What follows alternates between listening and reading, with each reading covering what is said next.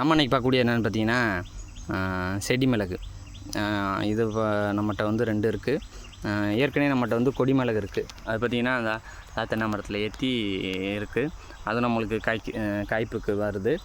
இன்னும் செடி மிளகு பார்த்திங்கன்னா வச்சுப்போ ஒரு 6 மாதத்துலேயே வந்து நம்மளுக்கு வந்து மகசூல் வரக்கூடியது. அது கொடி மிளகு வந்து 3 ஆண்டுகள் ஆகும். இது வந்து ஒரு புதர் செடி மாதிரி வளரக்கூடியது. இதுவும் நிழலை விரும்பி தான் வளரக்கூடிய ஒரு தாவரம்.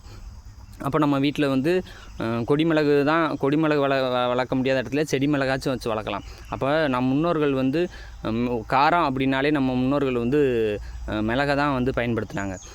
10 மிளகு இருந்தால் பகையர் வீட்டிலும் உணவு உண்ணலாம் அப்படின்ற ஒரு பழமொழியே இருக்குது. அப்போ பாருங்கள் மிளகுக்கு வந்து எவ்வளவு ஒரு மருத்துவ குணம் இருக்குது அப்படின்னு. ஆனால் நம்ம வந்து அதையே நம்ம வந்து ஒரு பெருசாக வந்து பொருட்படுத்தாமல் இருக்கோம்.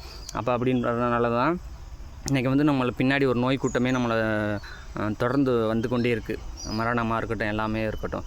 அப்போ நம்ம வந்து என்னென்னு பார்த்திங்கன்னா தற்சார்பு, நம்மாழ்வார் சொன்ன மாதிரி தற்சார்பாக நம்மளுக்கு தேவையானதை நம்மளே உற்பத்தி பண்ணி நம்மளே அப்படியே அப்படியே சாப்பிட்டா தான் வந்து இன்றைக்கி வந்து ஒரு ஆரோக்கியம் வாழ முடியும். ஏன்னா நம்மளால் வெளியில் வந்து எதையுமே வந்து நம்பி காசு கொடுத்தாலும் எதையுமே வந்து நம்பி வாங்குகிற அளவுக்கு வந்து ஒரு அறம் சார்ந்த வணிகம் இல்லை. எல்லாமே வந்து பண முகத்தில் வந்து எல்லாமே வந்து நஞ்சாகிருச்சு.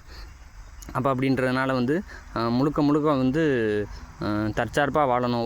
ஒரு வீட்டில் கொஞ்சம் இடம் இருந்தால் போதும், நம்மளே வந்து வச்சு ஊற்றி நம்மளுக்கு தேவையான மிளகை வந்து நம்மளே வந்து உற்பத்தி பண்ணிக்கலாம்.